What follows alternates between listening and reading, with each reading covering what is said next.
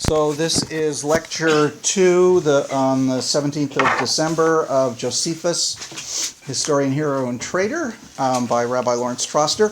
And last week we finished, we looked at his beginning of his work during the war. We're leaving out the details of the war till later, where we'll go through it carefully.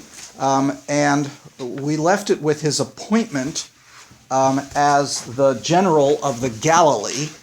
And what we're going to do now is to skip all his various campaigns in the Galilee to look at his capture by the Romans and his prediction of Vespasian becoming emperor. This is a very important incident that he reports in the Jewish wars. So if you turn to page 785 in your material, because if you remember, he was fairly young to have been appointed the captain of the forces of the Galilee by the provisional government. Remember, in the early years of the rebellion, you had a coalition government of a whole bunch of groups, including moderates, who was headed by the high priest Ananus. Over the war years, the moderates got pushed out, and the rebellion became increasingly more radical and less open to the possibility of negotiations with the Romans. So when Josephus was appointed in 66, there was opposition to his appointment. The radicals especially doubted his loyalty to the rebellion. He, of course, came from a prominent, what we would call establishment family. So there was a lot of opposition to his appointment. And in fact, when you read his autobiography, which of course he did late in life, you see that there's a large part of it, the vast majority of it in the middle, is a retelling of the story of his work as a general in the Galilee, with his answers to his critics and his deprecation of his enemies as to what they did, and a justification of his various actions that he took, because it was a very complicated situation in the Galilee. Not all of the cities and towns in the Galilee supported the rebellion. Some were a lot more radicalized. Others didn't want to have anything to do with it because they knew what would happen if the Romans recaptured their town. There would be mass slaughter, which is what the Romans did. In other words, if a city was in rebellion, they went in. They essentially killed all the men and enslaved all the women and children. I mean, this was their tactic to punish and to deter other groups. So there were some fairly prominent places in the Galilee, like Sepphoris, that did not want to get involved in the rebellion. Tiberias apparently was a hotbed of it. And just as a reminder, in the early years of the rebellion, the first few months, the rebellion was fairly successful in chasing out what Roman forces were there. Because they were not legions initially, and they had some military successes. It was with the appointment of Vespasian as general to put down the rebellion, and who decided he was going to clear out the Galilee first before going to Jerusalem. You see, essentially, it's fighting the Romans, sieges, and so on and so forth. So what happens ultimately is that the Galilee is suppressed, and in the process, Josephus is captured after the siege of Joppa, and he was part of a group of people, of leaders who had agreed to kill themselves. This is according to him, and in the end, he didn't do it, and he tried to hide, as we will see, and he was, of course, he was known to the Romans as the commander of the forces. So if you want to look in, again, we're on page 785. This is Book 3 of the Wars, Chapter 8. And we're going to start number 3, where it says also line 350. This is where he is trying to decide what to do and what happens when he gets captured. So, Suzanne, you want to begin reading, please?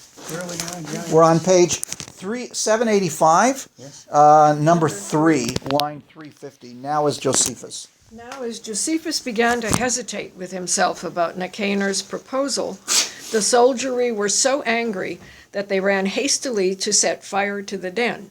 But the tribune would not permit them to do so, as being very desirous to take the man alive. In other words, he's surrounded. And now as Nicanor lay hard at Josephus to comply, and he understood how the multitude of the enemy threatened him, he called to mind the dreams which he had dreamed in the night time, whereby God had signified to him beforehand both the future calamities of the Jews and the events that concerned the Roman emperors. Now, Nicanor is the Roman Vespasian's intermediary to try and get Josephus to surrender. And here you have the mention of a prophetic dream that Josephus has. And you will see that Josephus, as a kind of prophet, as a kind of prophetic, having these prophetic experiences, is something that becomes quite important in his life. Go on.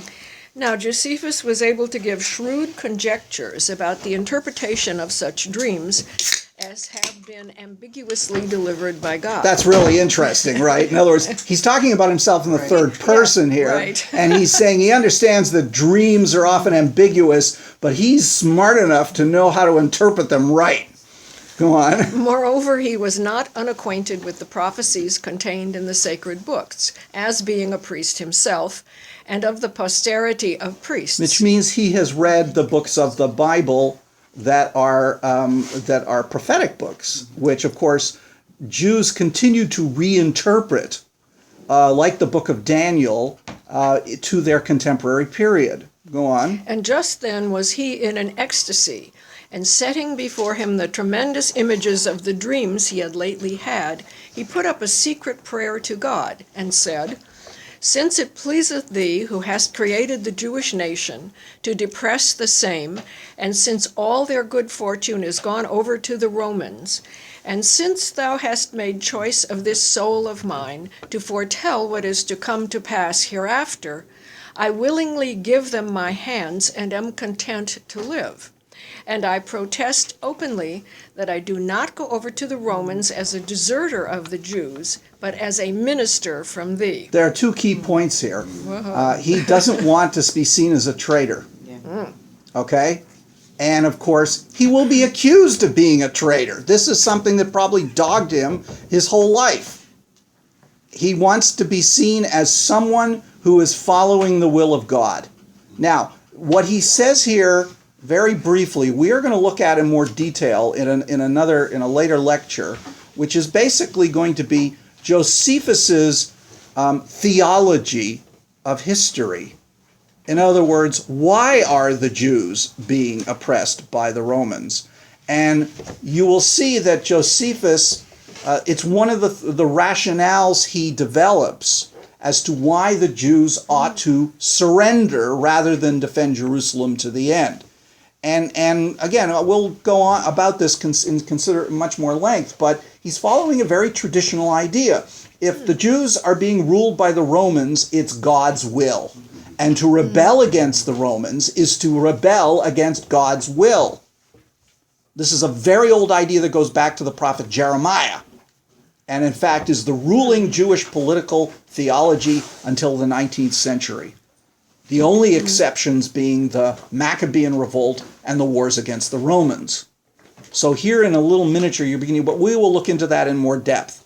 Okay, so now, sorry, yeah. Was Josephus, he must have been the last man standing when everybody committed suicide. Oh yeah, he was, according to him. Yeah, absolutely. He was like, but also he, as the commander, they were looking for him, okay? And instead of killing himself, which his colleagues did because For them, it was better to die than to serve the Romans. Josephus is taking self-preservation route instead. He's saying God, wants him to do this. Absolutely, God wants him to do this. So why did the Romans take him in? Why didn't they just You'll find imprison out. him? Because they would want to, because he was a leader, and they often used the prisoners in their triumphs.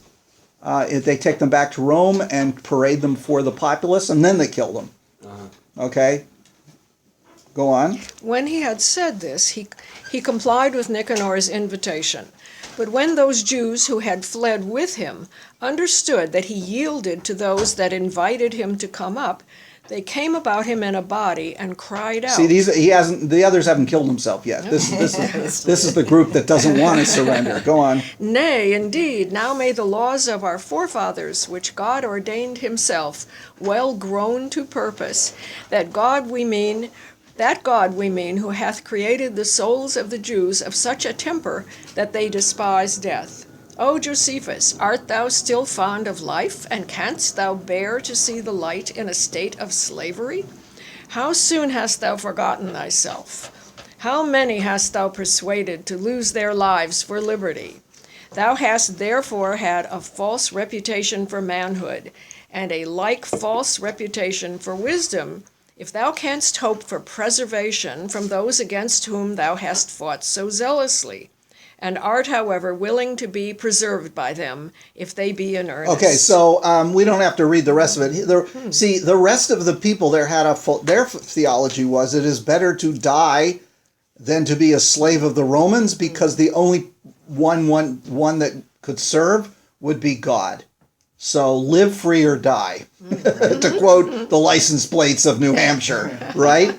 That's their philosophy. And anyway, they try and kill him. And he, in the next part, he kind of justifies what he's doing and so on. The point is, let's skip to number 7, which is... So he's really sort of sharing the opponents, or not the opponents, but his comrades' views by saying these things, right? He's writing this. Yes, he's writing it. He's reconstructing what's going on. And of course, when you read Josephus, you have to understand that he's writing this years later. And he's going to, of course, justify his own actions, but he's actually being fairly fair to his opponents here. But he wasn't sitting there with a pad while this actually was happening. He was reconstructing it years later, sitting in Rome. So we have to just assume that he is, this is an artful reconstruction. But at the same time, weakening his case. Well, he's then going to do his response. There's a lot of formal rhetoric involved here. He also he has to please the Romans. Then he can't just write what. Well, yeah, the wars tend to be fairly not pro-Roman. It's a combination of he doesn't want to anger his patrons, Vespasian and Titus, but he also is writing to justify his own actions, to show the bravery of the Jews in the war. He emphasizes their military powers and their bravery. That's something he wants to project to the Romans. But he's also, as he said at the beginning, he's sending this to his fellow Jews in Babylon, the Aramaic original of it, to sort of tell them not to do what had been done before. And you have to understand, Trajan conquered, this is years later though, the Romans didn't control Mesopotamia at this time. It was controlled by the Parthians, but the Romans did control Mesopotamia for a short period of time.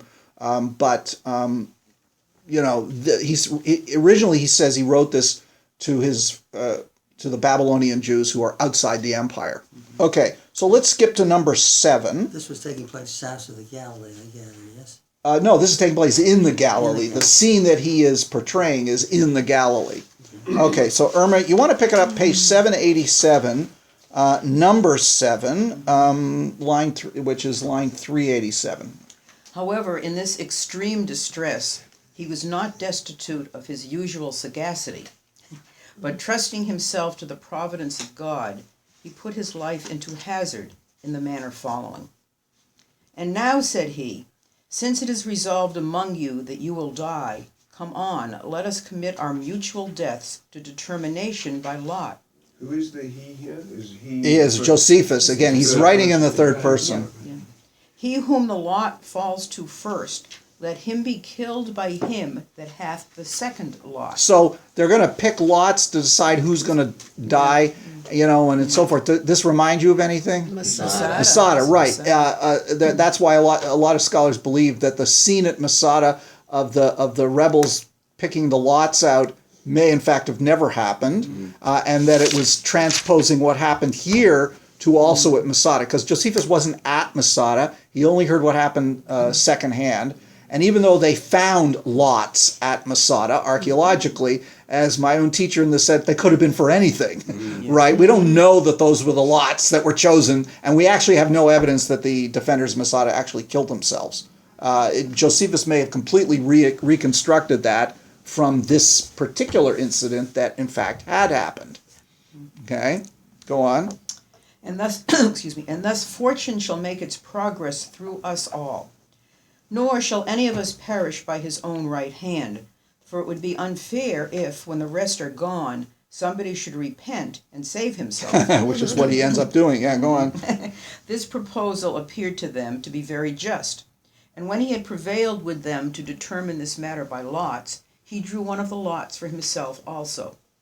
He who had the first lot laid his neck bare to him that had the next, as supposing that the general would die among them immediately. For they thought death, if Josephus might not die with them, was sweeter than life. Yet was he with another left to the last. Whether he must say it happened so by chance, or whether by the providence of God, and he was very desirous neither to be condemned by the lot, nor, if he had been left to the last, to imbue his right hand in the blood of his countrymen, he persuaded him to trust his fidelity to him and to live as well as himself. In other words, he's not going to do it ultimately. Yeah. Okay. Go on. Thus Thus Josephus escaped. Well, wait a minute. He doesn't kill the fellow he's supposed to kill. And yeah, he doesn't die. Okay. Yeah. In other words, he gets out of the game. Thus Josephus escaped in the war with the Romans, and in this his own war with his friends, and was led by Nicanor to Vespasian. But now all the Romans ran together to see him, and as the multitude pressed one upon another about their general, there was a tumult of a various kind, while some rejoiced that Josephus was taken, and some threatened him, and some crowded to see him very near. But those that were more remote cried out to have this their enemy put to death, while those that were near called to mind the actions he had done, and deep concern appeared at the change of his fortune. In other words, the Roman soldiers, having suffered from the forces of the Galileans, naturally wanted to put the commander Josephus to death, since he was responsible for the death of their comrades. Go on.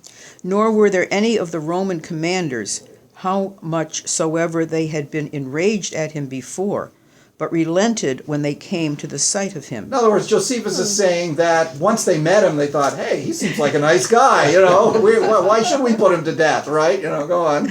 Above all the rest, Titus's own valor and Josephus's own patience under his afflictions made him pity him, as did also the commiseration of his age, when he recalled to mind that but a little while ago he was fighting, but lay now in the hands of his enemies, which made him consider the power of fortune, and how quick is the turn of affairs in war, and how no state of men is sure.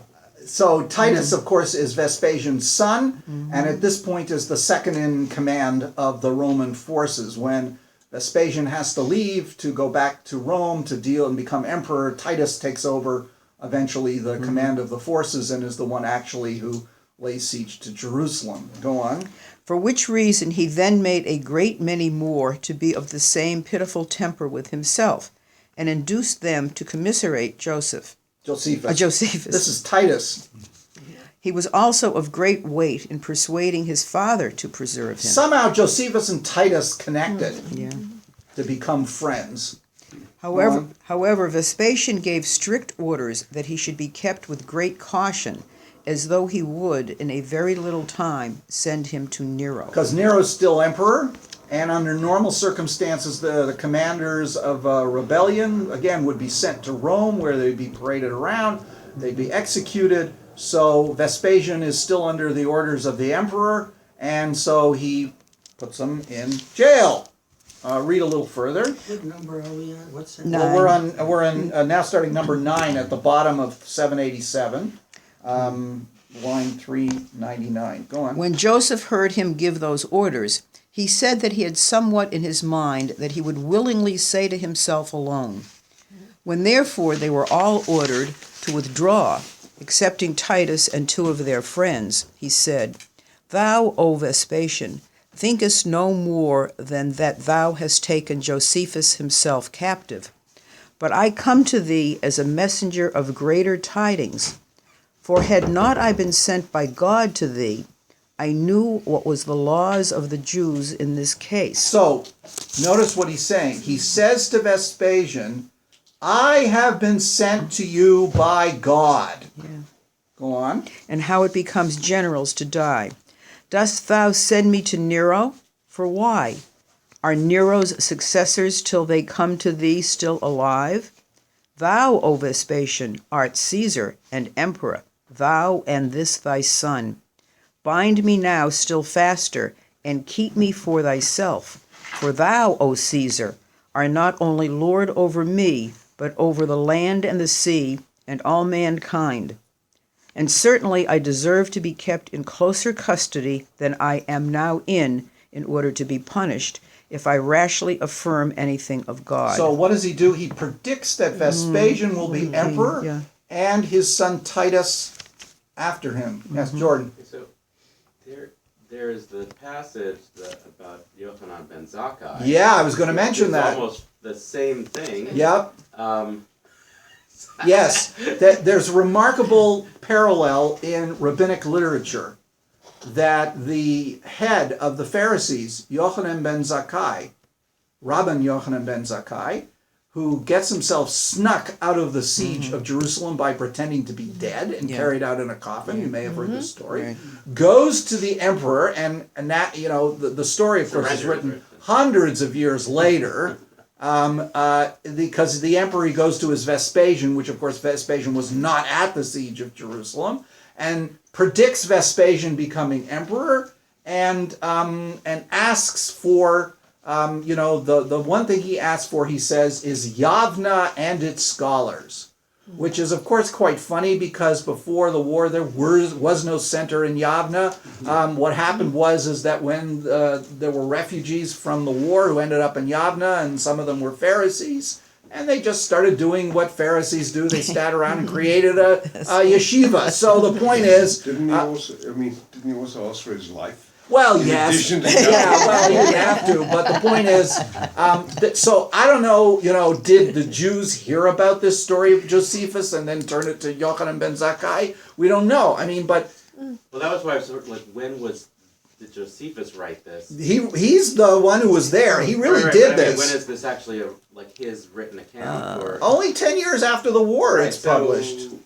Isn't it possible that the Jews knew the story and then Yeah. it gets transposed into Yochanan ben Zakkai's story? I think you're right. There's a good possibility they heard the story because Josephus is not the only one who reports this, as you will see. I mean, Okay. Josephus was a traitor while Yochanan ben Zakkai is a hero, so Yeah, that's a good point. They want to give it to a hero rather than a traitor. All right. So he gives this prophecy, and I'll show you. There's an actual reference to this outside from a Roman historian. Read on. When he had said this. When he had said this, Vespasian at present did not believe him, but supposed that Josephus said this as a cunning trick in order to his own preservation. But in a little time he was convinced and believed what he said to be true, God himself erecting his expectations so as to think of obtaining the empire, and by other signs foreshadowing his advancement. He also found Josephus to have spoken truth on other occasions. For one of those friends that were present at that secret conference said to Josephus, I cannot but wonder how thou couldst not foretell to the people of Jotapata that they should be taken, nor couldst foretell this captivity which hath happened to thyself, excuse me, unless what thou now sayest be a vain thing, in order to avoid the rage that is risen against thyself. Yeah, in other words, how come you didn't predict the fall of Jopata and what happened to you? You know, in other words, this sounds pretty self-serving to me. To which Josephus replied, I did foretell to the people of Jotapata that they would be taken on the 47th day, and that I should be caught alive by the Romans. Now when Vespasian had inquired of the captives privately about these predictions, he found them to be true, and then he began to believe those that concerned himself. Yet did he not set Josephus at liberty from his bands, but bestowed on him suits of clothes and other precious gifts. He treated him also in a very obliging manner, and continued so to do, Titus still joining his interest in the honors that were done him. Okay, he's still a prisoner. Okay, he's still a prisoner. There's another reference in Josephus, the wars to this event. If you go to page 891, page 891, this is book 6, chapter 5, number 4. So it's 891 on the right side. The bottom of the column. Here he is. Which chapter did you say? This is book 6, chapter 5, number 4, which is line 310, and he talks about various things about how things, oracles about the destruction of Jerusalem that had been going around. This is during the siege, and this is actually after the siege, after they captured it, and he says in it, now this oracle certainly denoted the government of Vespasian, who was appointed emperor in Judea.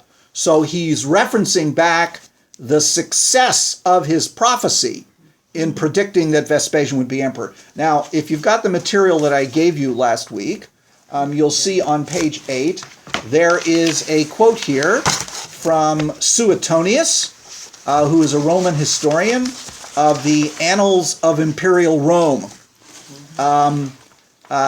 Suetonius wrote, he lived, I think he lived during the time of Domitian, maybe a little later, maybe Trajan, and he wrote a history of the 12 Caesars from the time of Julius Caesar until his day.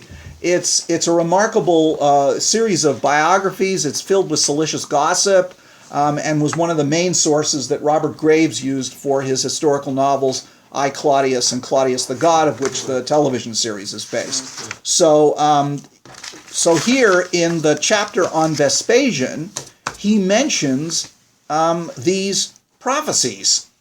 So, and you'll see, Josephus. So, Cal, do you want to read it, please? When he consulted the oracle of the god of Carmel in Judea, the lots were highly encouraging, promising that whatever he planned or wished, however great it may be, would come to pass.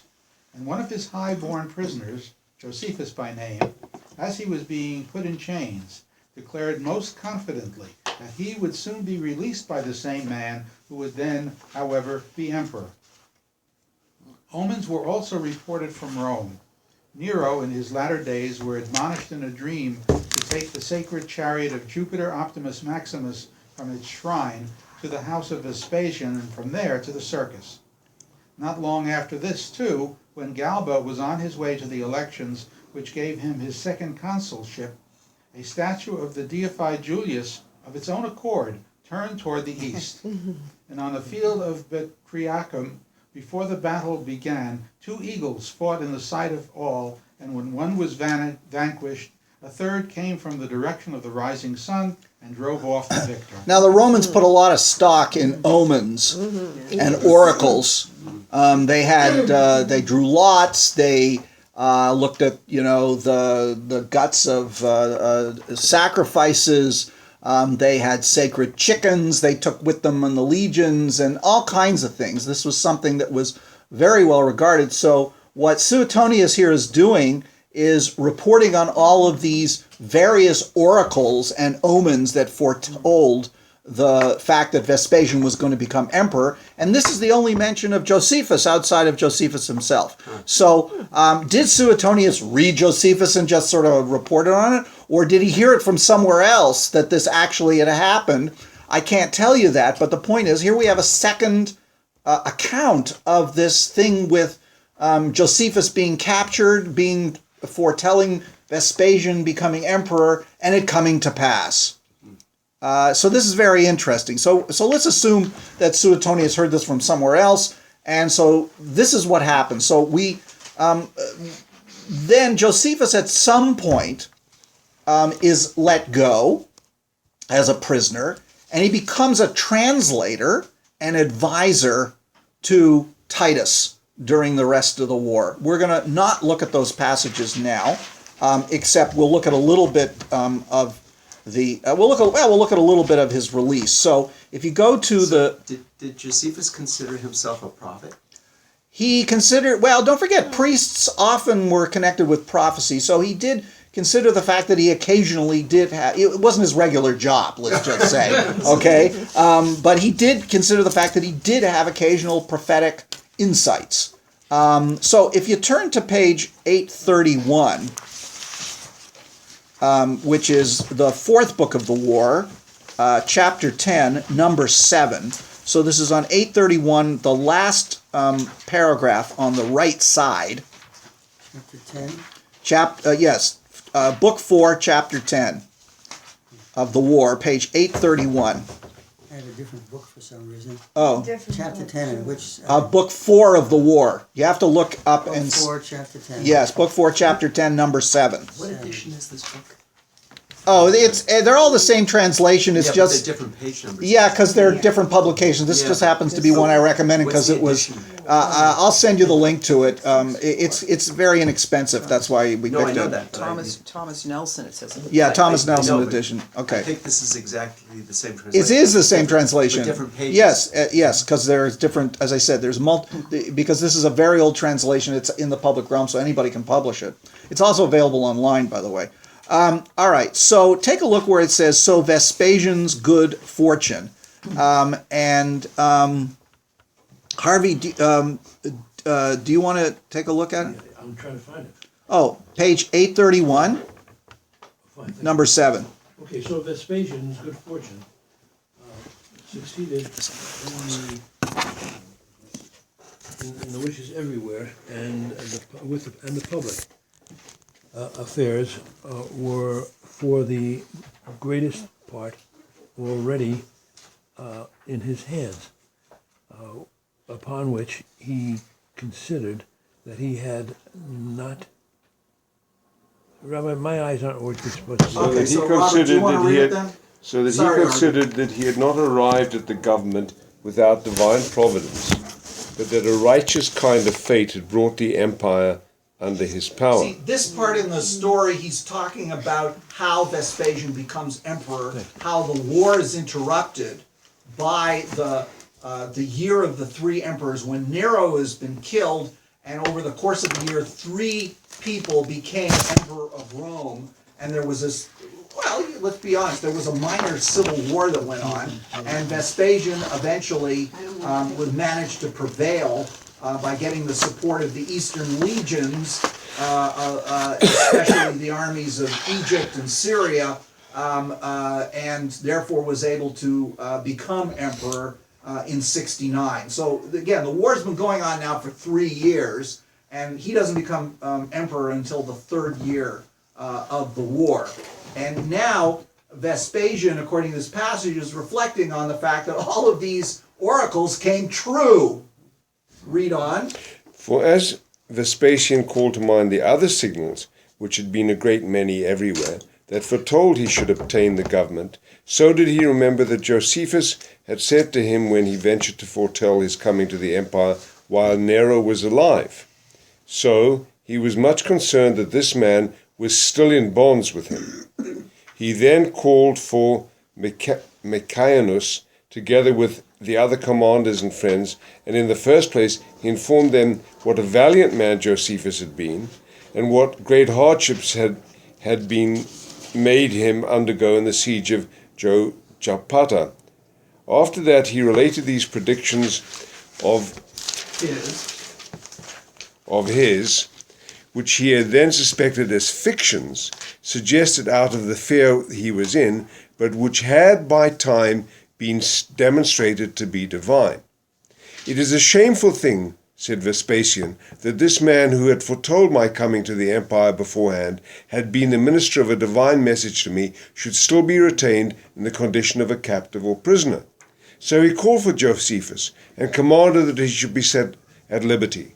Whereupon the commanders promised themselves glorious things from this requital Vespasian made to the stranger. Titus was then present with his father and said, O father, it is but just that the scandal of a prisoner should be taken off Josephus together with his iron chains. For if we do not bear loose his bonds, but cut them to pieces, he will be like a man that hath never been bound at all. For that is the usual method as to such as have been bound without a cause. Thus advice was agreed to by Vespasian also, so there came a man in and cut the chains to pieces, while Josephus received this testimony of his integrity for a reward, and was moreover esteemed a person of credit to his futurities also. Thereby. So in other words, this whole time Josephus has been a chained prisoner. Well, I don't know, maybe he's making it a little melodramatic, but the point is, now he is not, and he becomes an advisor to initially Vespasian, but then to Titus. If we can pass the recording down. There's a mention of this in his autobiography, naturally. And it's found on page, let me just make sure this is working correctly. And it is found on page 25, which is the life, number 65, line, it's page 25. The number is 65, but it's line 361, which is found on the left-hand column of 25 towards the bottom. Is that the life? The life of Josephus, it's Number which? number 65, line 361. Excuse me. Yeah. This last part, it's like Joseph. That's like what I was exactly Josephus. thinking. Oh, yeah. Yeah, Joseph, they remember the Josephus. prophecies and he's released. Yeah, and one can say that it's not unlikely that this story as a story is shaped by the story of Joseph. Okay? Which sentence number? 361. Okay, thank you. It's actually a little bit earlier, but the point is he does talk about how he was freed. In other words, he recounts all of this about what happened to him.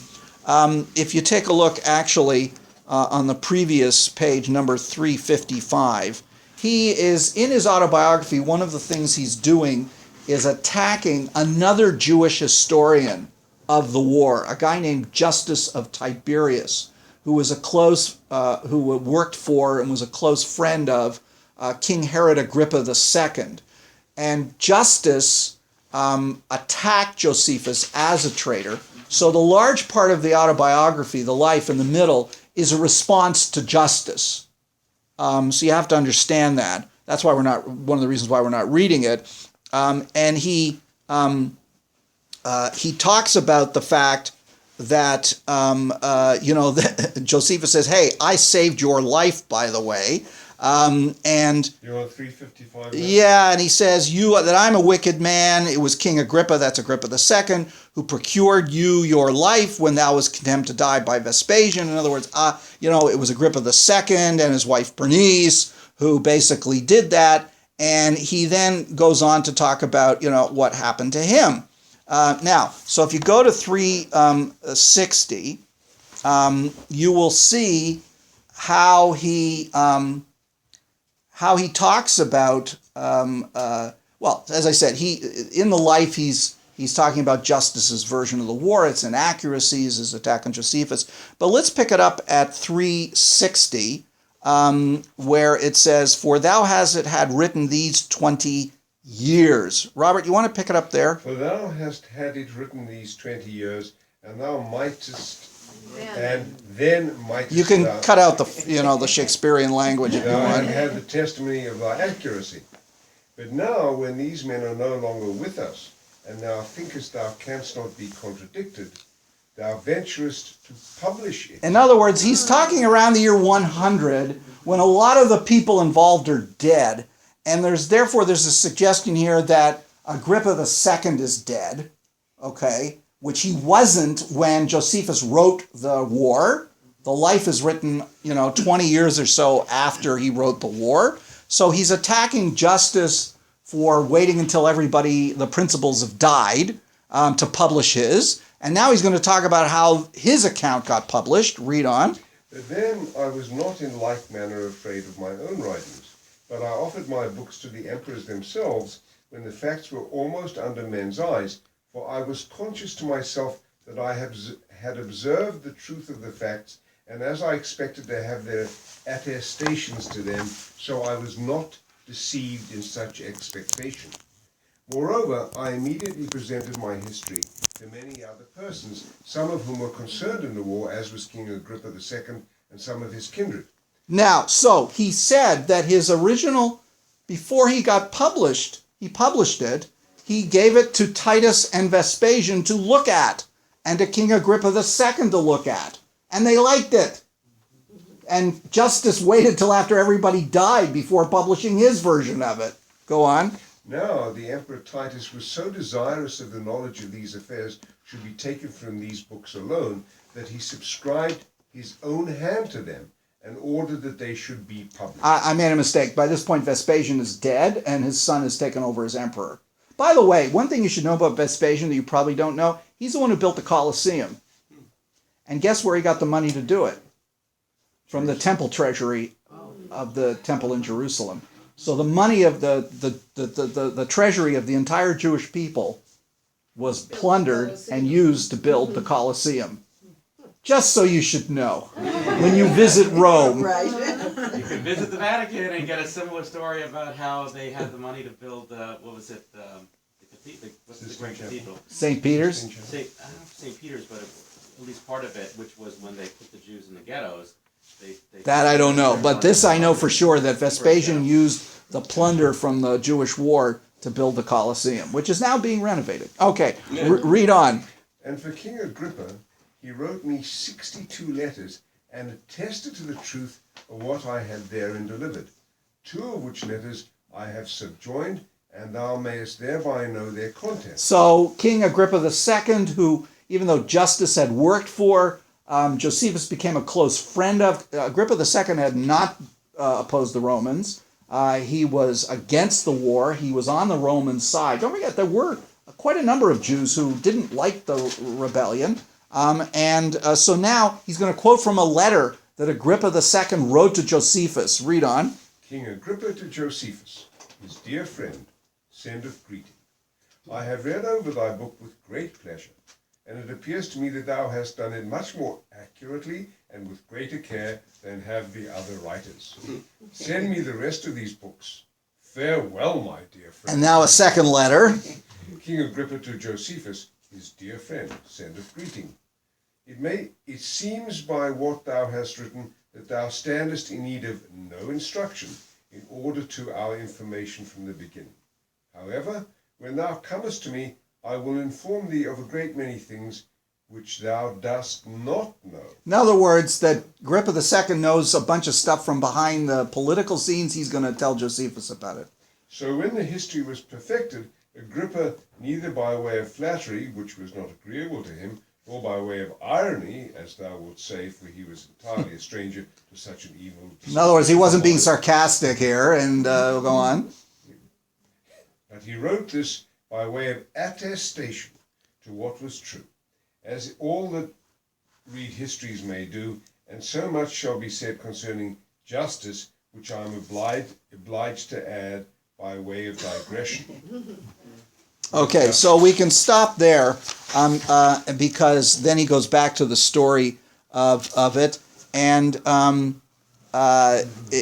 what's going to happen is he's now, if you go to page 28, which is the last few paragraphs of the life, again, he's writing this around the year 100, and he dies within a few years after this because we don't hear about him anymore.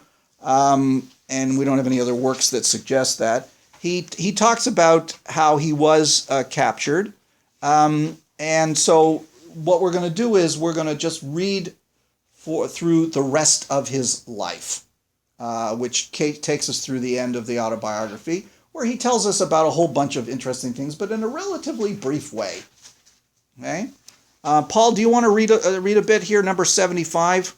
It's on page 28, line 414, for when the siege. For when the siege of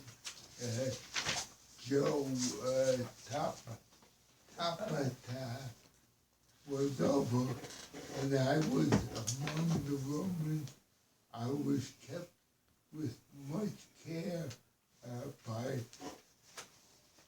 means of a great respect that Vespasian showed me.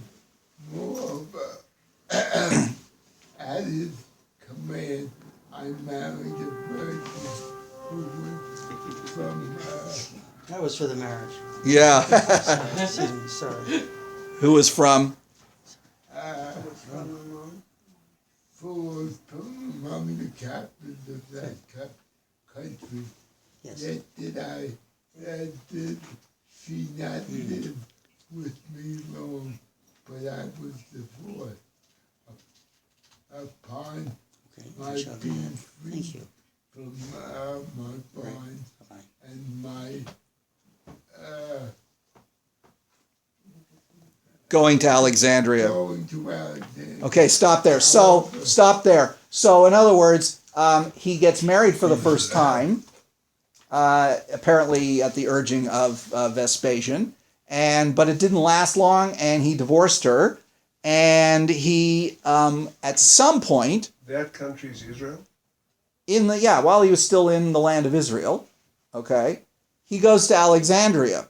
Maybe this was, after the war, on his way to Rome, whatever. The point is, at some point, I know actually it is still during the war. He goes to Alexandria. That's, I guess, when he's freed, which we know Alexandria was a major Jewish center, population center. Ellie, do you want to pick it up at however I married? However, I married another wife in Alexandria, and was thus sent, together with Titus, to the siege of Jerusalem, and was frequently in danger of being put to death, while both the Jews were very desirous to get me under their power in order to have me punished, and the Romans also, whenever they were beaten, supposed that it was occasioned by my treachery, and made continual clamors to the emperors, and decided that they would bring me to punishment as a traitor to them. So when he goes to Alexandria, it might be that he went there maybe with Titus. This may have been in the time when Vespasian was gathering his supporters to become emperor, and we know that the governor of Egypt at this time was Tiberius Alexander, the nephew of Philo, the Jewish philosopher. And Tiberius Alexander, as the governor of Egypt, had 2 or 3, I believe, Roman legions under his command as governor. So the support of the governor of Egypt was critical to Vespasian's becoming emperor. So here again, our friend and real Jewish traitor, Tiberius Alexander, supports Vespasian and is critical in Vespasian becoming emperor by his support, because he gives him 2 or 3 legions. That's maybe why Josephus was in Alexandria. He may have gone with Vespasian because he was a prisoner of Vespasian, so he probably carried him with him. And he finds a wife there in the Jewish community in Alexandria. And again, just to remind you that Tiberius Alexander eventually, there's some evidence that when Vespasian and Titus were emperor, during the reigns of one of them anyway, he was the head of the Praetorian Guard, which was the permanent guard of the emperor and one of the most powerful and most important officials in the empire. Alexander? Yeah, the nephew of Philo. Yes, a Jew. This was the highest that a Jew ever reached in the official ranks in the Roman Empire.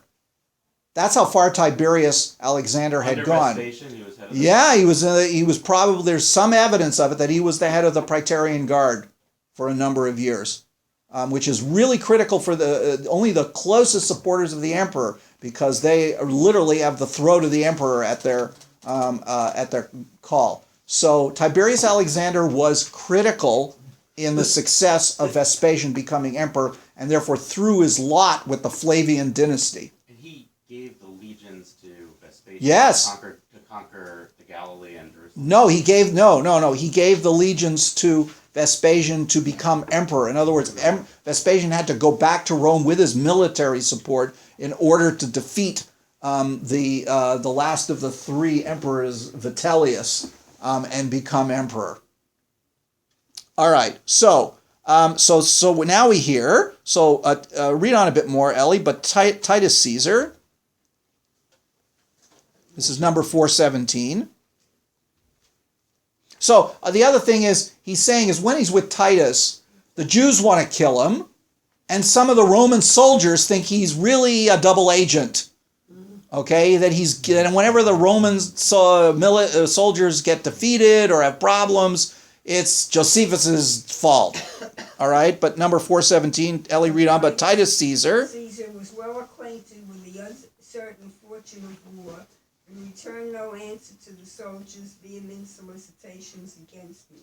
Moreover, when the city of Jerusalem was taken by force, Titus Caesar persuaded me frequently to take up whatsoever I would of the ruins of my country, and say that he gave me leave to do so. But when my country was destroyed, I thought nothing else to be of any value which I could take and keep his comfort under my calamity. So I made this request to Titus, that my family might have their liberty. I had also the holy books by Titus's concession. This is interesting. Titus says, when the country is conquered, you can take whatever land you want, but what Josephus claims is all he wants is to make sure that his family is not enslaved and that he has his books of Torah. Whatever. We don't know exactly which holy books he's referring to. The Torah for sure, probably the prophets. What other books did Josephus consider to be part of the Hebrew Bible? We'll talk about that next week. The point is, whatever holy books he considered to be sacred, he was allowed to keep. Okay. So let's move on. Who'd like to read next? Well, let's just do it in line. Nor was it long after that I asked of him the life of my brother and of 50 friends with him, and was not denied. Interestingly enough, that means his brother and his friends may have been involved in the rebellion. Go on. When I also went once to the temple by the permission of Titus, where there were a great multitude of captive women and children, I got all those that I remembered, as among my own friends and acquaintances, to be set free, being in number about 190, and so I delivered them without their paying any price of redemption, and restored them to their former fortune. In other words, when the temple is destroyed, what we call the temple compound, the walls around it, probably still remain, and they were using it as a place where they put all the people, the women and children who they were enslaving. So Josephus went there, and he was able to get the Romans, to get Titus to, as he said, about 190 of his friends and acquaintances freed without having to pay for them to be freed. Scene reminiscent of Schindler going to the train station. It's interesting, yeah. Well, because these women and children were going to be enslaved and taken probably back to Rome or whatever, right? I wonder how many others were left in slavery. Well, we'll take a look at that. The numbers that Josephus quotes are quite enormous, and we don't, that's the problem. A lot of statistics or numbers in these books are, by our standards, quite exaggerated. So we don't really know how many people died in the war or who were enslaved. We have to assume could be, more than 100,000 anyway. I mean, it was quite large. It was a large number of people. Okay, read on, 420. And when I was sent by Titus Caesar with Ceralius and 1,000 horsemen to a certain village called Thecoa, in order to know whether it were a place fit for a camp, as I came back. I saw many captives crucified, and remembered 3 of them as my former acquaintance. I was very sorry at this in my mind, and went with tears in my eyes to Titus, and told him of them. So he immediately commanded them to be taken down, and to have the greatest care taken of them, in order to their recovery. Yet 2 of them died under the physician's hands, while the 3rd recovered. Remember, when a person was crucified, they were put up there alive, and they usually lived for several days. So this was the common Roman punishment for people who were part of rebellions. If they didn't get killed in the immediate battle, the men, they were crucified so people could see them, and they would die in agony up on the cross over several days. So this was a very common Roman punishment, and he manages to try and save 3 of them, and one of them actually survives. Yes, Robert. Do you think he's dissembling? I don't know. You mean, is he telling the truth? Yeah. Why not? You have to see that he's putting himself in his best light. It's the end of his life. He's trying to settle accounts. So, do we believe him? I don't know, but let's assume that most of what he's saying is more or less correct. The reason I say that, Rabbi, is Yeah. I was very pleased that you said that Titus, the relative of Philo, Tiberius Alexander. Tiberius Alexander was a real traitor. Yes. Because there's a subtle understatement there that maybe Josephus was not a traitor. Yes, because one could make the case that the people who were the peace party and Josephus himself were right. Actually, I do believe they were right. That the rebellion against Rome was a disaster from square one. They should never have done it.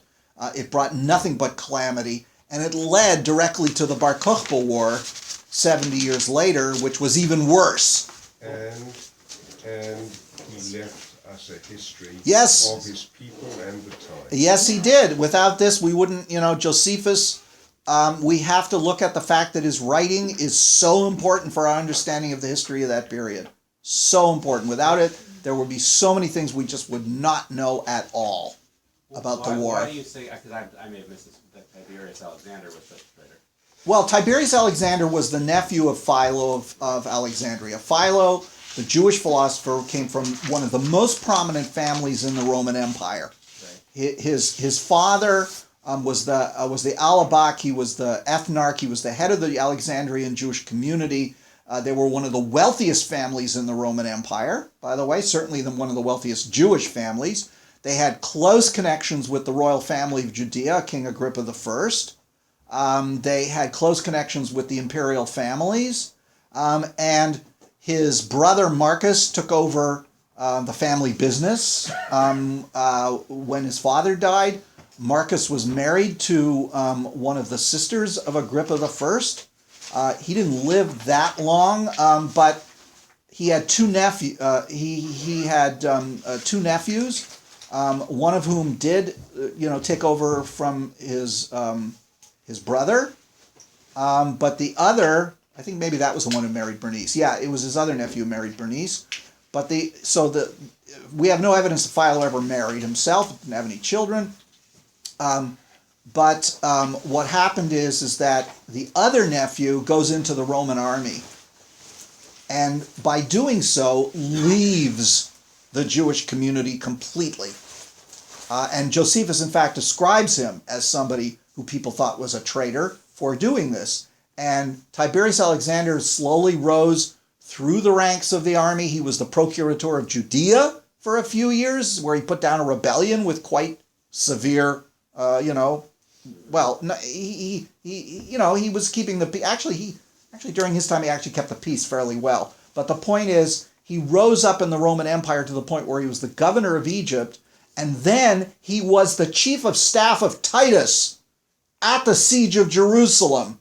Was a Jew. Yes. So he participated in the destruction of Jerusalem and the temple by being one of the main Roman military commanders. Pretty bad. That's pretty bad. Okay? Thanks. Okay, so see you next week. Thanks for joining us. So let's read on. Sam, I wanted you to read on a little more. Yeah, sure. But when Titus had composed the troubles in Judea and conjectured that the land which I had in Judea would bring me no profit, because a garrison to guard the country was afterwards to pitch there, he gave me another country in the plain. And when he was going away to Rome, he made choice of me to sail along with him and paid me great respect. So they realized whatever piece of land he gave them was in a area of Judea that was probably not safe. And so he gave him a better piece of land. And then he gives him the choices whether he wants to go to Rome with him, and he goes. And Josephus spends the rest of his life in Rome, as far as we know. Go on. And when we were come to Rome, I had great care taken of me by Vespasian, for he gave me an apartment in his own house, which he lived in before he came to the empire. He also honored me with the privilege of a Roman citizen. This is critical. He is granted citizenship in the Roman Empire. Which is huge. It's huge because it means all kinds of rights and privileges, right? Mm-hmm. Not everybody who lived in the Roman Empire was a citizen of the empire. It was something that was a highly prized position. Later in the empire, one of the emperors, and I don't remember exactly when, I think in the 3rd century, made everybody a citizen. But at the time of Josephus, very few people who lived in the empire were in fact technically Roman citizens. Go on. And gave me an annual pension, and continued to respect me to the end of his life, without any abatement of his kindness to me, which were very thing made me envied, and brought me into danger. Okay, go right. For a certain Jew, whose name was Jonathan, who had raised the tumult in Cyrene, and had persuaded 2,000 men of that country to join with him, was the occasion of their ruin. But when he was bound by the governor of that country and sent to the emperor, he told him that I had sent him both weapons and money. Now this is fascinating. He's talking about a revolt of the Jews in Cyrene, which is Tunisia today. And we know that a few years, a decade or so after the death of Josephus, there was a major rebellion in Cyrene, in Egypt, in Cyprus of the Jews, and ended very badly. But I don't know of any other report of this earlier thing where this group of Jews in Cyrene had rebelled against the empire and then accused Josephus of supplying them with weapons and money when the rebellion was put down. Go on. However, he could not conceal his being a liar from Vespasian, who condemned him to die, according to which sentence he was put to death. Nay, after that, when those that envied my good fortune did frequently bring accusations against me, by God's providence I escaped them all. All right, we'll give you a break there. The point is, so Josephus obviously has people in the Jewish community at various places who are attacking him throughout the rest of his life, including this guy Justus and others, as because they feel he was a traitor to the Jewish people. Sam, do you want to pick it up where it says, "I also received from Vespasian"? Okay, what number of this? We're just about the end of number 426, and we're going into 425, going to 426. 425. Okay. However, No, I also received from Vespasian. Last sentence in 425. I also received from Vespasian no small quantity of land as a free gift, in Judea, about which time I divorced my wife also, as not pleased with her behavior, though not till she had been the mother of 3 children, 2 of whom are dead, and one, whom I named Hyrcanus, is alive. So this is his second marriage, and he has 3 children. Only one survives to adulthood. Not unusual. So he's got a son named Hyrcanus from his second marriage. Go on. After this I married a wife who had lived in Crete, but a Jewess by birth. A woman she was of eminent parents, and such as were the most illustrious in all the country, and whose character was beyond that of most other women, as her future life did demonstrate. So, interestingly enough, somebody from the Jewish community of Crete, of an eminent family, he gets married to her. Notice he never tells us the names of his wives. Yeah. You'll see when we get to that point, he doesn't have a high opinion of women generally. Go on. By her I had 2 sons. The elder's name was Justus, and the next Simonides was also named Agrippa. Probably after Agrippa II, you know. These were the circumstances of my domestic affairs. However, the kindness of the emperor to me continued still the same, for when Vespasian was dead, Titus, who succeeded him in the government, kept up the same respect for me which I had from his father. And when I had frequent accusations laid against me, he would not believe them. And Domitian, who succeeded, still augmented his respect to me, for he punished those Jews that were my accusers, and gave command that a servant of mine, who was a eunuch, and my accuser, should be punished. So this is written after the death of Titus. You know, his brother Domitian becomes emperor after that. This is the 3 of the Flavian dynasty. After Domitian dies, it goes into a different, there's a short period of one other emperor, and then Trajan and Hadrian. Okay, so he's writing this sometime after, at that point. Go on.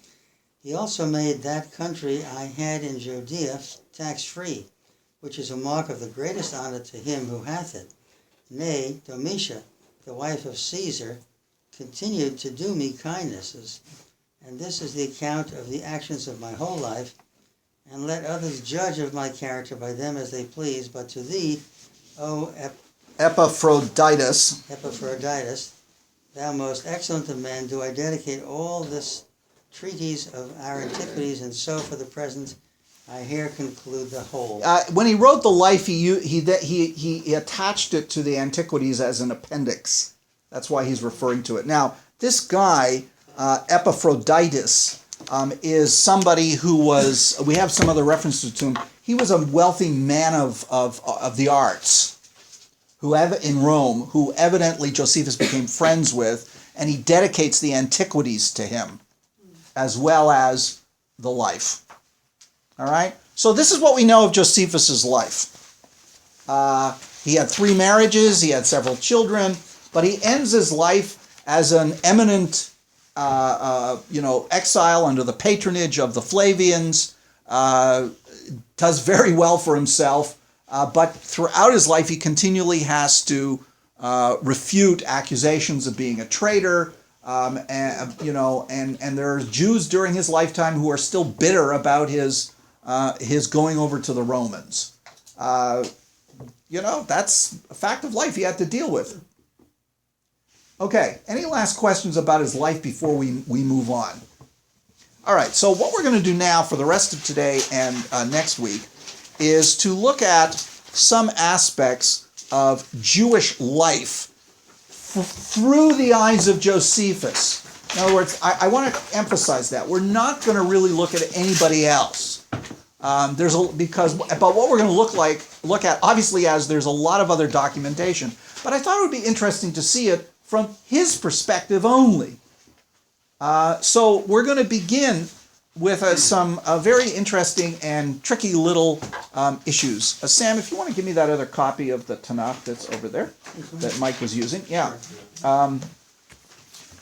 So first of all, I've given you a map here just so you have an indication. Everybody got the material? Which one? The printout or the Tanakh? The printout. you'll see, first of all, obviously Josephus didn't make this map, but I wanted to show you where in the empire we have direct evidence of major Jewish population.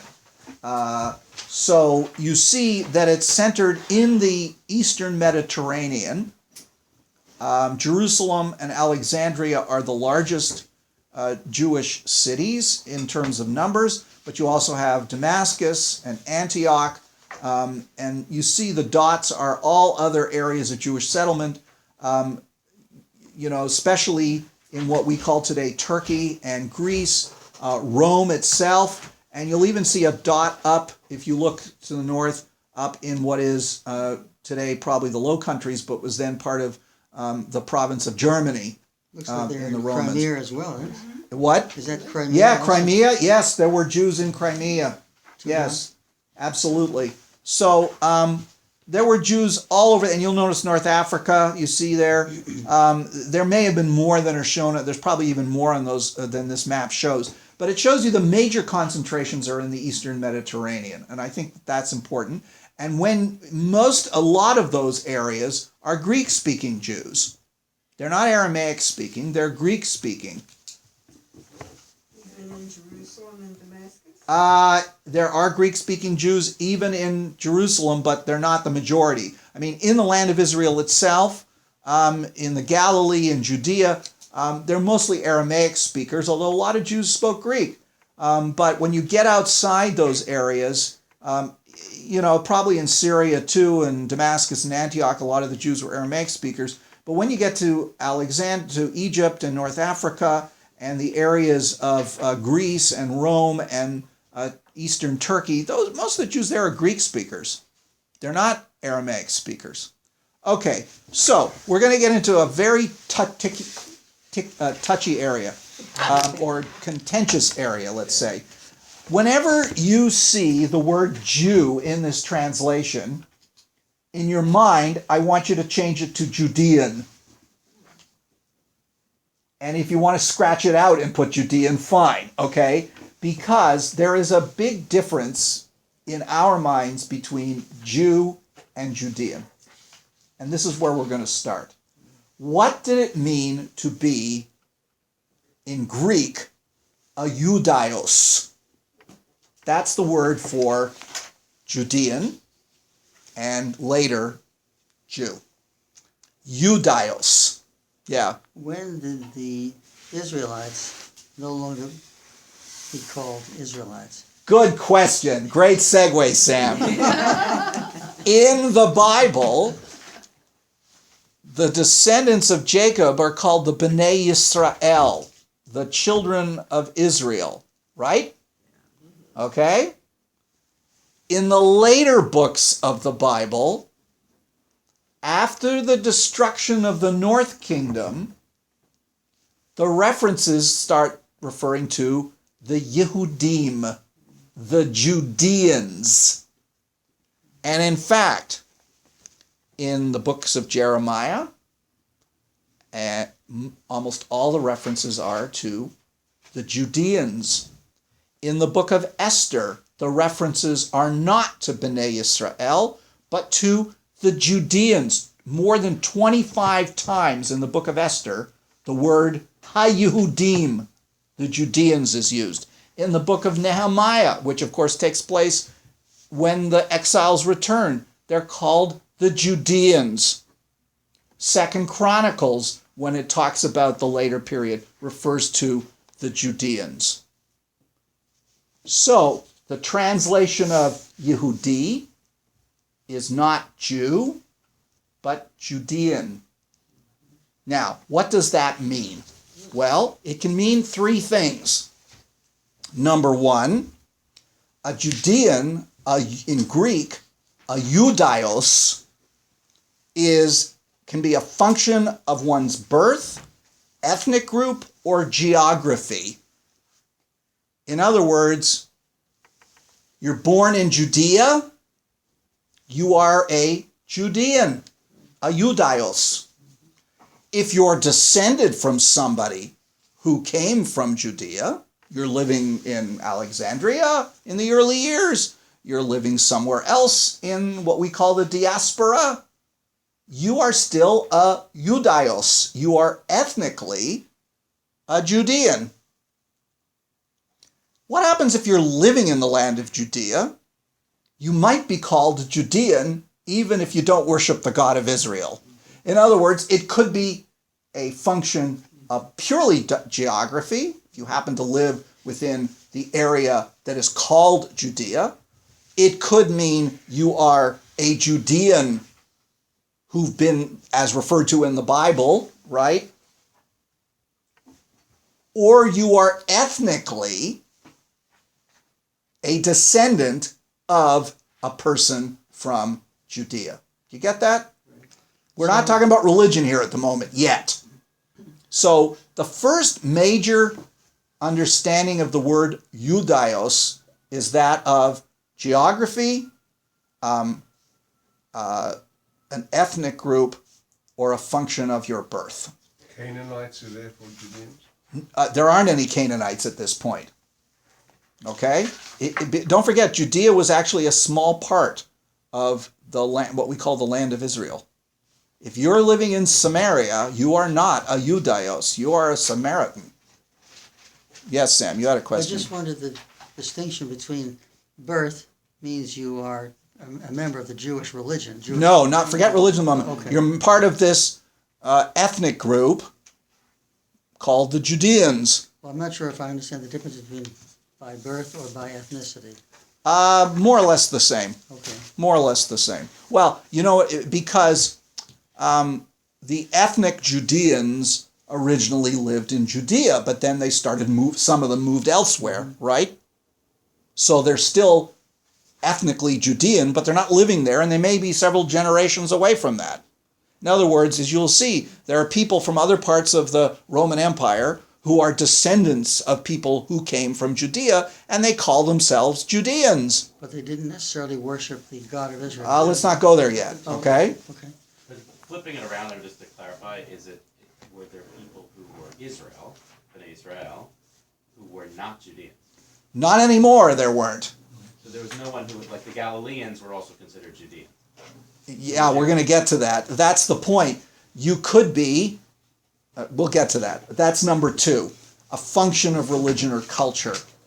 Judean can also denote one who is not ethnically a Judean, but nonetheless is religiously a Judean. Therefore, we could call them Jews. In other words, I want to distinguish between Judean and Jew. Jew can mean somebody who is not necessarily ethnically a Judean, but is a follower of the God of the Judeans, or the God of Israel, we would say. So yes, Galilean Jews are ethnically Galileans, but they are also religiously Judeans. Idumeans are ethnically Idumean, but religiously, most of them are Judeans, Jews. As you will see, people who convert can become a Judaios by religion, like the queen of Adiabene, which is a kingdom in what we now call the Caucasus, Armenia. All right? So that's number 2. Rabbi, in the map that you gave us for Yeah. clarity, you have major Jewish cultural center, dense Jewish settlement. Yeah. Cross that out and put in Judean. Let's leave it at Jewish. It's simple at that for the moment, okay? You can put it if you want.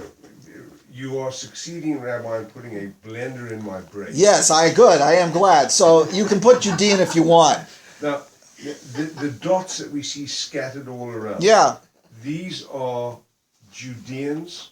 They are settlements of people who identify themselves with the what we would call the Jewish community. I mean, and they may be ethnically, they may have been living there for centuries, so they looked exactly like the people who lived among. So ethnically, they're not really Judeans anymore, but they're Jews by religion. Okay? So, third, Judaios can mean a citizen or ally of the Judean state, which is a political designation. This is a little much more rare, but it could be that sometimes a person is neither ethnically Judean nor religiously Judean, but because they live in Judea, they might be called a Judean because they're citizens of the state of Judea. Like Roman citizens are called Romans, even though they might be Greeks, Egyptians, you name it, Gauls, Britons, right? If they get Roman citizenship, they're Romans. It's the way in which Roman legions were called the Roman army, even though by the first century, a large percentage of the Roman army were not even from Italy anymore. There were Spaniards and Gauls and Britons and even Germans, Germanic tribesmen were legionnaires in the Roman army. Anybody could be in the Roman army. There were Jews in the Roman army, as we know, okay? Yes, Sam? So the Druze who lived within Israel today, for example, I don't know if the word he drew then, could have been considered Judean. Would have been called Judean by geography and citizenship. Mm-hmm. Now, again, this designation is not that used very much, but it does get used. Well, think of our own country. Yeah. You're American, but you could be something else. Yes. Hyphenated. Yes, exactly. You can be hyphenated. Exactly. All right. But what happens is that whereas, and we're not going to look at the early sources because we're only looking at Josephus, remember. But originally, the term Judaios was almost exclusively a term of geography and ethnic designation. If you look in the earlier Jewish sources from the Second Temple period, the Judeans were an ethnic group wherever they were, but increasingly it becomes a religious designation.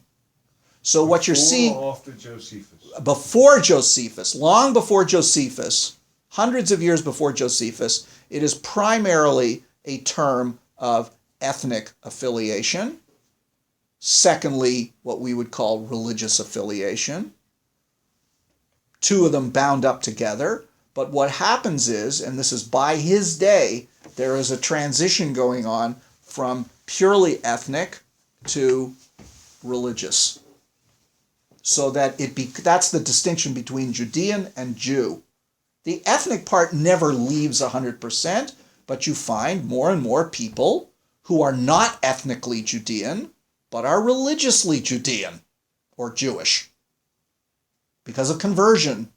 Yeah, that was going to be my question. Yeah. At what point does conversion of people outside of Judea become something that's common? It starts happening long before Josephus. It's a function of the Second Temple, of the latter part of the Second Temple period, and by his day, it's quite common. Quite common by his day. By the middle of the first century, you got large numbers of people who have converted to Judaism, or are not formally, well, because the process of conversion itself was not formalized in one particular way of doing things, except for men becoming circumcised. That was pretty common. What you have a lot of people who begin to identify with the Jewish community religiously and therefore become part of the Jewish community. The process of conversion, we don't really know a lot about it at this time. But until you're saying before even the Maccabees, or like yeah, even even before the Maccabees, but especially after that, after the 2nd century BCE, you start to see conversions happening. It's a tricky thing. It's hard to know because most conversions, again, were not formal in the way we do it today. So in Alexandria, if a Jewish person marries a non-Jewish woman, a Jewish man marries a non-Jewish woman, and she becomes his wife, she becomes absorbed into the community there, and that was it. I think that was always the case, even in biblical times. Yeah, but when a man married out, it was considered intermarriage. Right. So that's really what I'm asking is when are men? Yeah. Actually. Well, we know that circumcision is always, becomes part of it, but the question of what's considered intermarriage is not so easy to define. And who becomes part of the Jewish community is not so easy to define, especially in places like Alexandria, where the Jews didn't look any different than their neighbors. They didn't dress any differently. They had the same jobs. They spoke the same language. There was no sort of Alexandrian Yiddish, so they didn't, have a funny accent or anything. What I'm saying is that, a person could end up living in the Jewish quarter in Alexandria and live as a Jew, practice the Sabbath. Circumcision was not confined only to the Jews in the ancient world, although they were the ones who practiced it more than anybody else. A person could become part of the Jewish community without what we would call a formal conversion. But there were people who did, you will see, formally declare themselves to be part of the community. All right? So that's what we're going to look at next. We're going to look in detail at next week, the text that I've got here. And we'll see you next week.